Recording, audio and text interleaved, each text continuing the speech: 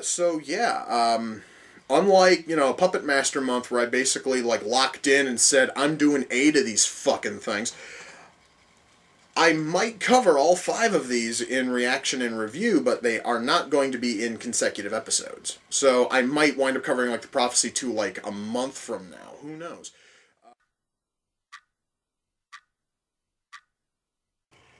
Wow, has it really been 23 months? Jesus Christ. Anyway, guys, welcome to an all-new reaction and review. Tonight, guys, yes, I am going to finally continue the Prophecy series after almost 2 years of not touching the sequels. Anyway, tonight's movie is from 1998, and it is The Prophecy 2. Now, I'm going to tell you guys a couple of things. First of all, I am no longer going to try to use those burned DVDs I got from a coworker because those things are incredibly fiddly. In fact, honestly, it was a massive chore just getting the first one to play. And luckily, they finally put out a Blu-ray set with all 5 Prophecy movies. So I'm going to be watching the other 4 through this. Now, there actually is a little bit of, like, corner fucking cutting and laziness involved in this thing. But that actually has less to do with the movies and far more to do with the company that put out this set. And I'm not going to dwell on that too much. Anyway, so yeah, it's been 23 months since I reviewed the Prophecy. It's also been about 23 months since I last watched the Prophecy. I totally understand I should have just watched it before I started filming, but hey, you know what? What the hell? I am just going to just dive right into the Prophecy 2, and with any hope, they are going to try to jog my memory as to what the hell all happened in the first one, so that way I can at least kind of sort of get myself acclimated to the whole, you know, Prophecy universe. I'm genuinely hoping for this movie to be good. I have no idea if it is, but the only way I'm going to find out is if I shut up and I push play, and I'm going to do that right now. So, without further ado, it's time to kick back, relax, and check out The Prophecy 2.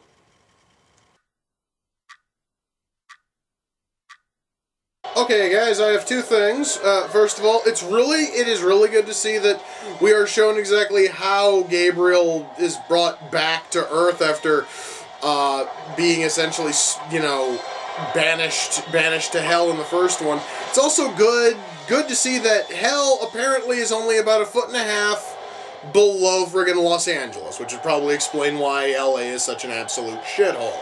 So far, guys, this movie's shaping up to be okay.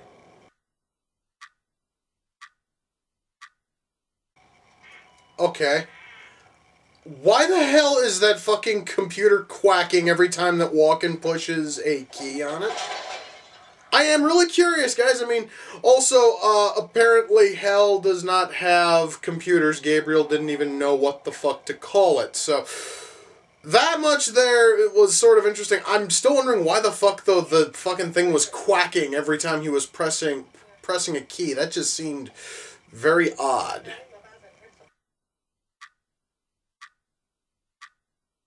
Okay, guys, I would like to say right now, I don't know why Gabriel is going to such bizarre lengths to meet his goal. Allow me to try to explain. He's trying to prevent this woman from giving birth. How? Apparently by killing her. Okay. It seemed a little odd when it was discovered that hell does not have computers. It seems even weirder that hell would not have any knowledge. The people in hell wouldn't have any knowledge of the concept of abortions or abortion clinics. This whole thing just seems incredibly, you know, like roundabout and odd to basically mean a very simple goal. You know what I mean? Wait up here. Hold on a fucking second. So Eden, I'm going to assume as in, like, the Garden of Eden, is an industrial complex in Southern California? What fucking sense does any of that make? what fucking logic would dictate that Eden would be anywhere near the U.S.? I'm really curious, guys. But then again, since they never really tell you where in the hell Eden is in the Bible, I guess it kind of makes sense you could put it anywhere. But why the fuck an industrial fucking complex in Southern California? That doesn't make any sense in the slightest.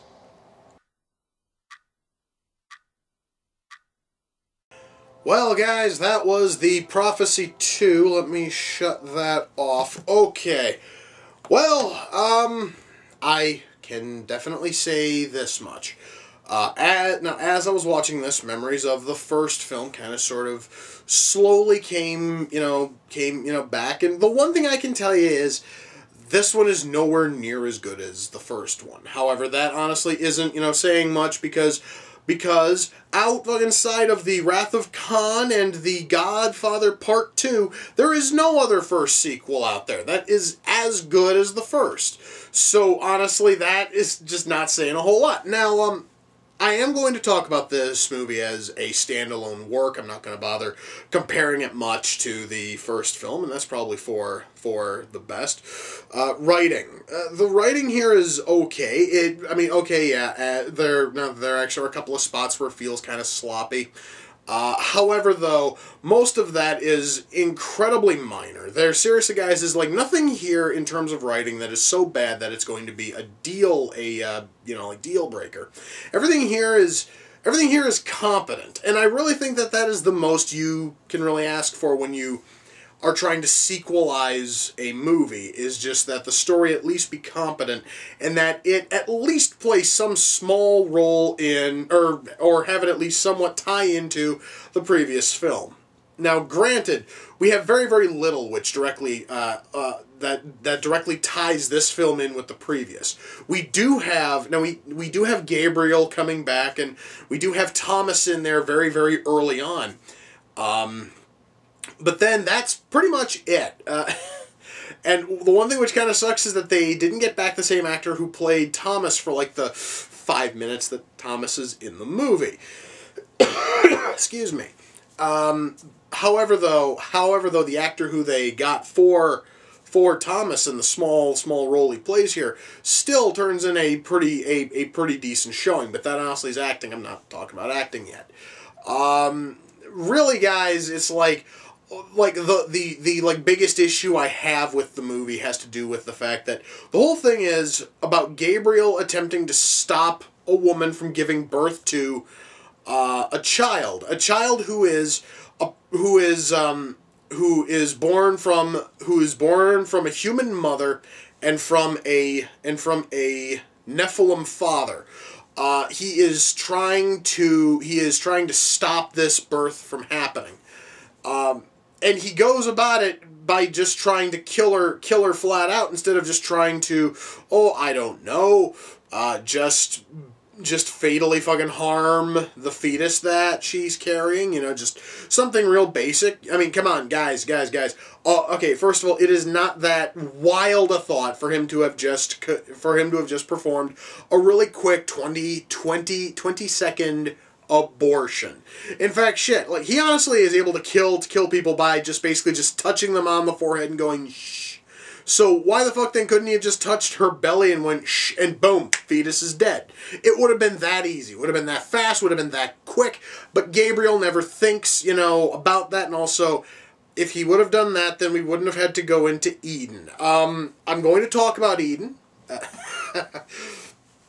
Because I'm sorry, when I hear Eden, I picture a lot of things. I don't picture a factory, or rather a large fucking, industrial complex. It's actually multiple, factories and what have you, that once you walk into them happens to look like Freddy Krueger's boiler room, okay? When I happen to think of Eden, I do not think of a place that would be perfect for a knife-wielding child killer, okay? I think something, like Eden. The closest thing we have to even tell us that it's Eden is that there's a single branch with a fucking apple hanging on it. That's it. And excuse me, that was an incredibly cheap set piece to make, just to basically go, oh yeah, this one little part of Southern fucking California is totally Eden. Why? Well, look at that, guys! It's a branch with an apple! It was incredibly cheap. But once more, that isn't talking about writing. Honestly, guys, there really is nothing I can ultimately complain about when it comes to writing, outside of just the fact that Gabriel took the stupidest route possible in order to meet his goals. Or correction, in order to attempt to meet his goals. Acting. Acting is great from almost the entire cast. There is one dark spot amongst the cast here, and really, I was filled with fucking dread when I saw his name appear on screen during the opening credits. That name is Eric Roberts. As some of you know, I have covered at least one other movie with Eric fucking Roberts in it, and I've said this: Eric Roberts cannot act. In fact, I can almost guarantee you, if you are making a movie and you are desperate for casts, you are desperate for actors that you are willing to bring in Eric Roberts, you basically have doomed your movie to suck just slightly, unless the rest of the cast, who is forced to work with that talentless sack of shit, are able to boost their fucking performances whenever he's in a scene. And that kind of works. Luckily, Roberts only shows up in the third act, and he's only in the movie for maybe about 10 minutes, if even. And almost all those scenes are him with, like, one other person. It doesn't matter if it's him and Jennifer Beals, or if it's him and Christopher Walken, or him and someone else. These people have to carry him because Eric Roberts cannot fucking act, and he should not be allowed anywhere near a fucking film set. I really wish that Hollywood in general would wise up and stop casting this piece of shit in movies. He isn't good. I don't care who his fucking sister is. His sister can act. He fucking can't. Can we stop hiring him, please? Now beyond Eric fucking Roberts phoning in another shitbag showing, the rest of the cast turns in an awesome showing, and I'm talking everybody. It honestly, guys, does not matter if they're playing a main character, a secondary character, or even if they're on camera for all of like 30 seconds, which actually I believe was the entirety of Danzig's showing in this thing. He shows up. He shows up at the very beginning. I think he has like 2 lines, and then he's gone, which is totally fine. It was awesome. I really enjoyed that. The cast here, the acting was great, minus that one evil dip, which is Eric Roberts. Special effects. Oh boy, let's talk about special effects. On multiple occasions, characters who would be born with, wings, as in angels and Nephilim, what have you, anytime that they are showing off their wings to somebody, or just, like stretching them out, we as the viewer never get to actually see the wings. The closest we ever get to see to these wings are the shadow of the wings, which feels incredibly cheap to me. If you seriously are going to hint that these characters have giant billowing wings, at least have the common courtesy to show us the fucking wings. That cannot be an incredibly expensive effect. There has to be a way where you could do it on the ultra cheap and make it still look pretty good. In fact, honestly, if you would have hired a piece of fucking driftwood instead of fucking Eric, Roberts, the driftwood would have turned in a better performance.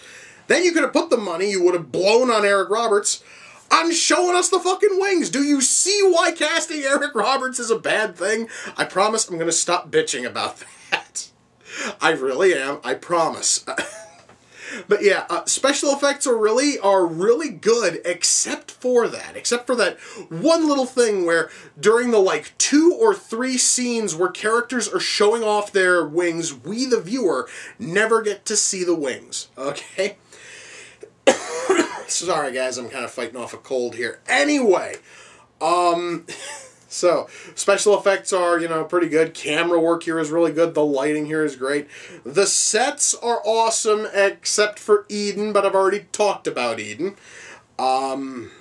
The soundtrack here is, you know, pretty good. Ultimately, guys, what we have here is a movie that is, you know, watchable. It's good, but it's not fucking great. And if you've seen the first Prophecy movie, and you really have to see more of, Christopher fucking Walken just being awesome, then yes, I highly recommend the Prophecy 2 under those circumstances. If you've never seen the first Prophecy movie, though, I would recommend you go and watch that first. And if you really liked that, then, hey, you know, perhaps honestly, then you might want to check out, you know, 2. I really can't talk about the sequels. I'm covering the rest of those later on this month.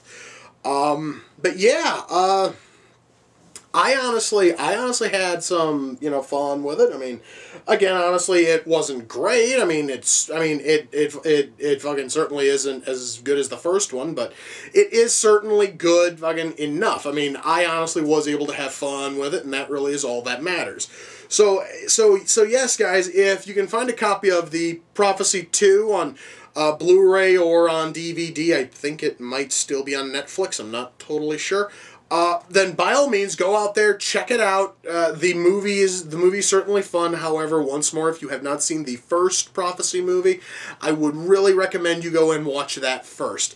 Speaking of watching the first Prophecy movie, I'm going to go and watch it, you know, again.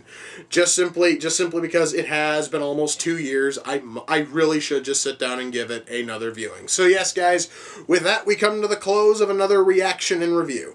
Until next time, ladies and gentlemen, take care, and I will see you all in the near future. Peace.